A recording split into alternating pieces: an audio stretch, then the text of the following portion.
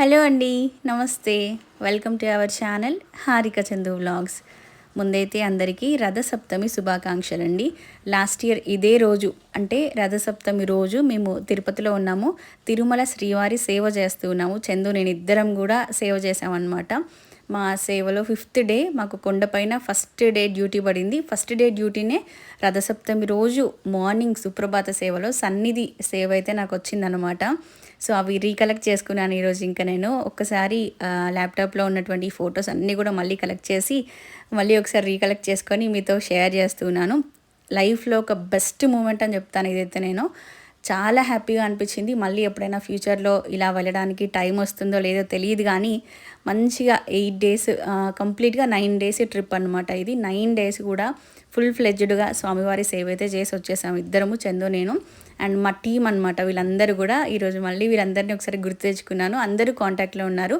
ఇలా శ్రీవారి సేవ చేయాలి అంటే మంచి టీం కంపల్సరీ అండి. ఇదంతా టీం వర్క్ కాబట్టి టీం మనకు బాగుంటే మనం హ్యాపీగా ఎవ్రీడే వర్క్ అంతా కూడా చేసుకోవచ్చు. సో వీళ్ళందరూ కూడా మా టీం మెంబర్స్ అన్నమాట. సో తిరుమలలో చాలా ప్లేసెస్ విజిట్ చేశాము. ఇదిగోండి సన్నిధి టికెట్ కూడా నేను ఆ రోజు ఫోటో తీసుకున్నాను. 28th Jan రోజు మనకి రథసప్తమి వచ్చింది లాస్ట్ ఇయర్. ఈ ఇయర్ కొంచెం లేట్గా వచ్చిందనమాట. చాలా అద్భుతంగా ఉంటుందండి తిరుమలలో. ఈరోజు అయితే రథాల ఊరేగింపు ఉంటుంది. జనాలు అసలు మామూలు క్రౌడ్ ఉండదు. అవన్నీ చూస్తుంటే మళ్ళీ వెళ్ళాలి అనిపిస్తుంది. మళ్ళీ ఎప్పుడు వెళ్తామో ఏమో తెలీదు. మేము సేవకి వెళ్ళేసి వచ్చిన తర్వాత మళ్ళీ ఒక 5 monthsకో ఏమో వెళ్ళి నేను హెయిర్ ఇచ్చేసి వచ్చామన్నమాట చందు నేను. ఆ వ్లాగ్స్ ఇంకా నేను పోస్ట్ చేయలేదు. ఇంకా ఈరోజు కూర్చొని వీడియోస్ అన్నీ కూడా ల్యాప్టాప్లో నుంచి ఇందులోకి సెండ్ చేసేసుకున్నాను. ఇంకా అవి ఎడిట్ చేసేసి ఒక 3-4 డేస్లో వీడియోస్ అన్నీ కూడా పెట్టేస్తానండి. చాలా రోజులు అయిపోయింది మేము వెళ్ళేసి వచ్చి కూడా, ఆల్మోస్ట్ 8 months అట్లా అవుతుంది అనుకుంటా. సో ఆ వీడియోస్ ఇంకా నేను పబ్లిక్ చేయలేదు. నా హెయిర్ కూడా ఇంత వచ్చేసింది. ఇంకా హెడ్ షేవ్ వీడియో అని చెప్పి ఎంతమంది అడుగుతూ ఉంటారో ఆ వీడియోస్ అన్నీ కూడా పెడతానండి నేను. మేము తిరుమల శ్రీవారి సేవ చేసిన అన్ని రోజులు కూడా ప్రతిరోజు నేను వ్లాగ్ అయితే షూట్ చేశాను. అంటే ఏ టెంపుల్కి వెళ్తున్నాం, ఈరోజు ఏం వర్క్ చేస్తున్నాం, ఎవ్రీథింగ్ ఇట్లా ఒక వ్లాగ్ లాగా ప్రజెంట్ చేశాను అనమాట. ఆ వీడియోస్కి అప్పుడు పెట్టినప్పుడు పెద్దగా వ్యూవర్షిప్ లేదు. అంటే ఒక 10,000 20,000 పీపుల్ అట్లా చూశారు. ఇప్పుడు ఒక్కసారి ఆ వీడియోస్ అన్ని ఓపెన్ చేసి చూస్తే అన్నీ 1 lakh ఎబోనే అండి. మెయిన్గా తిరుమలలో సన్నిధి సేవ ఎక్స్పీరియన్స్ ఒక వీడియో చేశాను. అది 5 lakhs ప్లస్ వ్యూస్ వచ్చాయి. అండ్ ఇంకొకటి తిరుమలలో శ్రీవారి తోట ఉంటుందండి. స్వామివారికి సంబంధించిన ఫ్లవర్స్ అన్నీ కూడా అక్కడే పండిస్తారు. సో అక్కడ ఆ తోటకు సంబంధించి ఒక వీడియో చేశాను. అసలు దానికి సంబంధించి యూట్యూబ్లో వీడియోసే లేవు. సో నేను పెట్టినప్పుడు కూడా చాలామంది కామెంట్ చేశారు, మీరు తిరుమలలో ఉన్నటువంటి ప్రైవసీ ఇన్ఫర్మేషన్ అంతా పబ్లిక్ చేశారు, మీకు ప్రాబ్లం అవుతుంది అట్లా అని చెప్పన్నారు. అదేం లేదు, నార్మల్ క్యాజువల్ ఇన్ఫర్మేషన్ అది. బట్ నార్మల్గా విజిట్ చేయడానికి వచ్చే భక్తులకి అదంతా తెలియదు అనమాట. సేవ చేసే వాళ్ళు ఎక్కడైతే స్టే చేస్తారో ఆ పక్కనే తోట అయితే ఉంటుంది, అది కూడా షేర్ చేశాను. సో వీటన్నిటికైతే చాలా మంచి వ్యూస్ అయితే వచ్చాయి. సో మీరు ఎవరైనా చూడాలి అనుకుంటే నేను వాటికి సంబంధించిన ప్లేలిస్ట్ కింద ఇస్తాను, ఇంట్రెస్ట్ ఉన్న వాళ్ళు చెక్అవుట్ చేసేయండి. సో ఇంకా ఈరోజు మార్నింగ్ చాలా హడావిడిగా రథసప్తమి పూజ అయితే చేసేసానండి. చాలా సింపుల్గా చేసుకున్నాను ఈ ఇయర్ నేను. ఇంకా తర్వాత ఈరోజు లంచ్ కోసం పప్పు కర్రీ చేస్తున్నాను. పప్పు దోసకాయ కర్రీ అండ్ తెలంగాణ స్టైల్ పచ్చి పులుసు చేస్తున్నాను. పప్పు కర్రీకి కాంబినేషన్ పచ్చి పులుసు అద్దరిపోతుంది అనమాట. చందు ఫేవరెట్ ఈ పచ్చి పులుసు. సో కొంచెమే చింతపండు తీసుకున్నాను, ఎందుకంటే చింతపండు ఎక్కువగా వాడడం అనమాట. జస్ట్ అట్లా ఫ్లేవర్ కోసం, చింతపండు పులుసు టేస్ట్ రావడం కోసం కొంచెం యాడ్ చేశాను. అది కొంచెం నానబెట్టేసి ఈ విధంగా ఫిల్టర్ చేస్తానన్నమాట. మామూలుగా జ్యూసెస్ ఫిల్టర్ చేసే ఒక ఫిల్టర్ ఉంటుంది, దాంతో ఇట్లా ఫిల్టర్ చేసుకుంటే ఇంకా పల్ప్ అదంతా కూడా రాకుండా నీట్గా ఉంటుంది. సో ఇంకా తీసి పక్కన పెట్టేశాను. అండ్ పప్పు కూడా కుక్ చేసేసుకున్నాను ముందే. పప్పు దోసకాయ ముందే ఒక 4 whistles పెట్టేశాను. అది కుక్ అయిపోయింది. ఇంకా తర్వాత తాలింపు అయితే పెట్టేస్తున్నాను. మెయిన్గా ఈరోజు పప్పు ఎందుకు చేశానంటే, మీకు స్టార్టింగ్లో నేను పప్పు గుత్తి చూపించాను కదా, అది తీసుకొచ్చి 3 months అట్లా అవుతుంది. ఈరోజు చందు కిచెన్లో ఉన్నప్పుడు అది కనిపించింది అనమాట. ఇది ఆ రోజు కావాలి కావాలి అని గొడవ పెట్టి మరీ తెచ్చావు, ఇంతవరకు వాడలేదు అని చెప్పి అన్నాడు. అందుకని చెప్పేసి ఈరోజు వాడదామని కావాలని పప్పు కర్రీ చేసి ఆ పప్పు గుత్తి అయితే వాడేశాను అనమాట.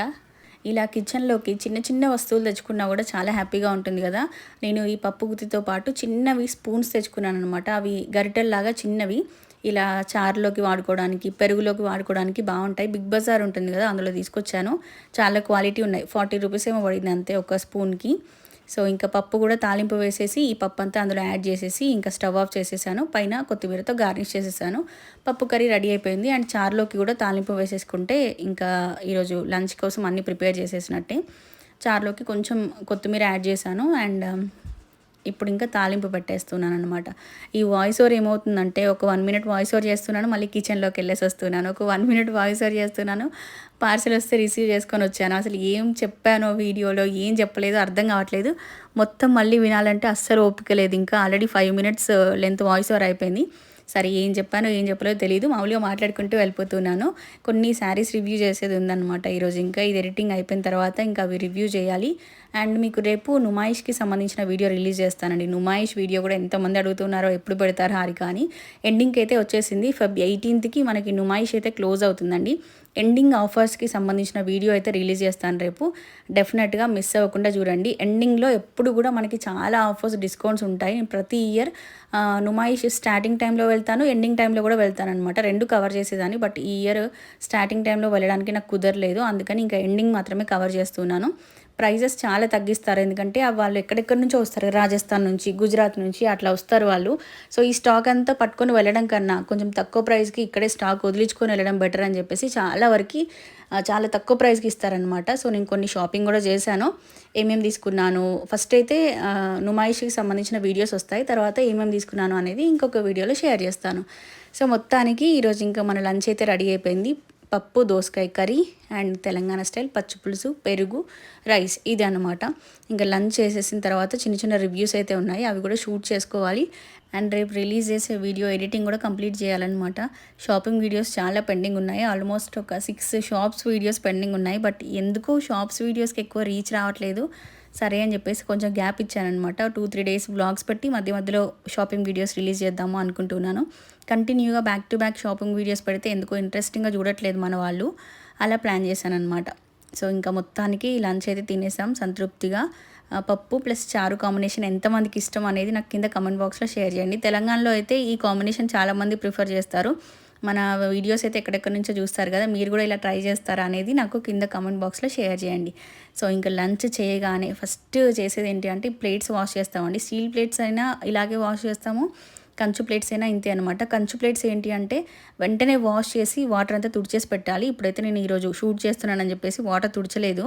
వాటర్ తుడిచి పెట్టేస్తే ఏంటి అంటే దానిపైన ఆ మరకలు అవన్నీ కనిపించకుండా షైనింగ్తో అలాగే బాగుంటాయి అనమాట. కొంచెం కేరింగ్ అవసరం వాటికి. సో ఇంకా అవి క్లీన్ చేసేసి పక్కన పెట్టేశాను. ఆ తర్వాత ఈరోజు సాంబార్ మసాలా ప్రిపేర్ చేద్దాం అనుకుంటున్నాను.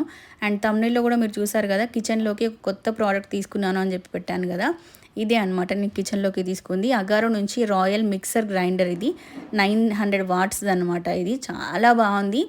ఇది కాపర్ మోటార్తో వస్తుంది. లైఫ్ టైం అనేది చాలా ఎక్కువగా ఉంటుంది దీనికి. దీంట్లో మనం గ్రైండింగ్ చేసుకోవచ్చు, మిక్సింగ్ చేసుకోవచ్చు, విప్పింగ్ చేసుకోవచ్చు, వెట్ అండ్ డ్రై రెండు కూడా గ్రైండింగ్ చేసుకోవచ్చు అనమాట. సో ఈరోజు అయితే ఇంకా సాంబార్ పౌడర్ చేద్దాం అనుకుంటున్నాను. మసాలాలన్నీ ప్రిపేర్ చేయాలండి. సరుకులు తీసుకొచ్చాను కానీ మసాలాలు చేద్దాం అనుకుంటున్నాను, అలాగే పోతుంది.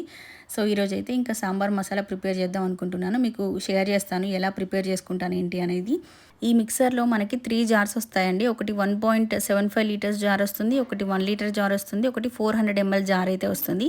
ఈ 1.75 లీటర్స్ జార్ ఉంది కదా, దీంట్లో మనం జ్యూసెస్ చేసుకోవచ్చు, దోశ పిండి, ఇడ్లీ బ్యాటర్ అట్లాంటివన్నీ కూడా దాంట్లో పట్టుకోవచ్చు అనమాట. ఈ 400 ml జార్లోనేమో మనం ఇట్లా పౌడర్స్ ఏమైనా ప్రిపేర్ చేసుకోవాలి అనుకుంటే ఇది బెస్ట్ అనమాట. ఇంకా సో నేను మామూలుగా దీంట్లో కలర్స్ కోసం చూశాను. వైట్ అంటే కొంచెం వైట్ తప్ప దీంట్లో కలర్స్ లేవు. వైట్ కాకుండా వేరే గ్రే కానీ బ్రౌన్ కానీ అట్లా ఉంటే బాగుండు అనిపించింది. మనం చట్నీస్ అట్లా చేసినప్పుడు కొంచెం ఏది పడినా కూడా బాగా కనిపిస్తూ ఉంటుంది కదా, తుడుచుకోవాలి ఇంకా నీట్గా ఎప్పటికప్పుడు మెయింటైన్ చేస్తేనే వైట్ బ్యాలెన్స్డ్గా ఉంటుంది. కాకపోతే వైట్ మన కిచెన్లో ఒక మంచి లుక్ని అయితే యాడ్ చేస్తుందండి. కాకపోతే కొంచెం మెయింటెనెన్స్ అనేది ఉంటుంది ఇంకా ఆబ్వియస్గా వైట్ ఉంది అంటే. చాలా బాగుందండి, చాలా వెయిట్ ఉంటుంది కాపర్ మోటార్ రావడం వల్ల. అండ్ ఇది స్పేస్ కూడా ఎక్కువగా ఆక్యుపై చేయదు, చాలా చిన్నగా ఉంది, ఒక కార్నర్లో పెట్టేసుకోవచ్చు.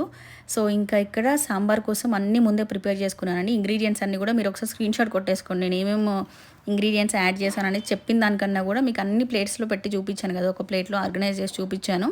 సో అది మీరు ఒక్కసారి స్క్రీన్ షాట్ తీసుకున్నారంటే మీకు ఏమేమి ఇంగ్రీడియంట్స్ యూజ్ చేసాము అనేది ఐడియా వచ్చేస్తుంది. సో కందిపప్పు, పెసరపప్పు, శనగపప్పు అండ్ మినప్పప్పు, జీలకర్ర, ఆవాలు అండ్ మెంతులు, ఇలా ఒక్కొక్క దాని తర్వాత ఒక్కొక్కటి వేసాను అనమాట. అన్నీ ఒకేసారి వేస్తే కొన్ని తొందరగా రోస్ట్ అవుతాయి, కొన్ని స్లోగా రోస్ట్ అవుతాయి. అందుకని చెప్పేసి ఆర్డర్ వైజ్గా వేసేసాను. లాస్ట్కి ధనియాలు అయితే యాడ్ చేశానండి. ధనియాలు, ఆ తర్వాత ఎండుమిర్చి. అండ్ ఈ సాంబార్ పౌడర్లో మెయిన్ ఇంగ్రీడియంట్ వచ్చేసి మనకి చింతపండు అండి. చింతపండు ఒక 2 రెమ్మలు అట్లా వేసామనుకోండి, మనం దీన్ని సాంబార్ పౌడర్ లాగానే కాకుండా రసం పౌడర్ లాగా కూడా యూజ్ చేసుకోవచ్చు అనమాట. ఎప్పుడైనా రసం చేసుకోవాలి అనిపిస్తే జస్ట్ కొంచెం వాటర్ మరగబెట్టేసి ఇది ఒక 2 స్పూన్లు యాడ్ చేసి తాలింపు పెట్టేసుకున్నామంటే రసం రెడీ అయిపోతుంది.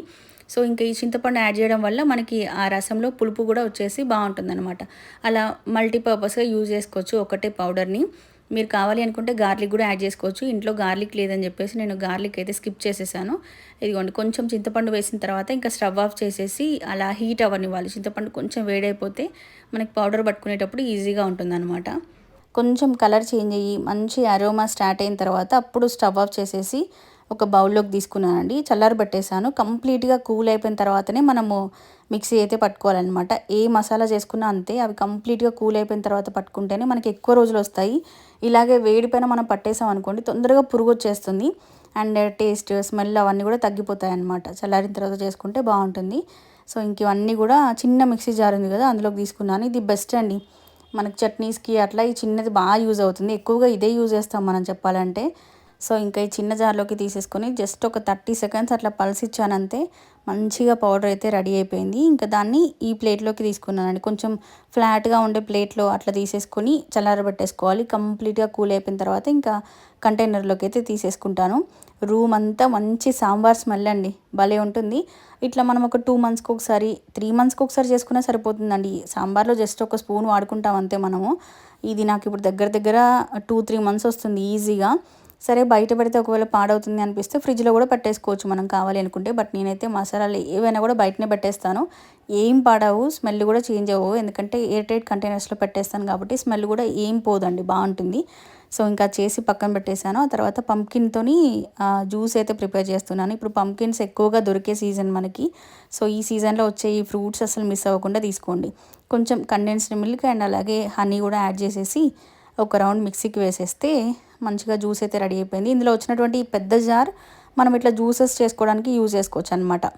సో ఈ అగారో మిక్సర్ వచ్చేసి నేను అమెజాన్లో తీసుకున్నానండి. ఈ ప్రోడక్ట్కి సంబంధించిన లింక్ నేను ఈ వీడియో కింద డిస్క్రిప్షన్లో ఇస్తాను. ఇంట్రెస్ట్ ఉన్న వాళ్ళు చెక్అవుట్ చేసేయండి. సో ఇదండి ఈరోజుకైతే వీడియో. ఈరోజు డే అయితే ఇలా గడిచింది. ఇంకొక వీడియోతో రేపు మళ్ళీ మనం కలుసుకుందాం. అప్పటి వరకు bye bye, take care, have a nice day.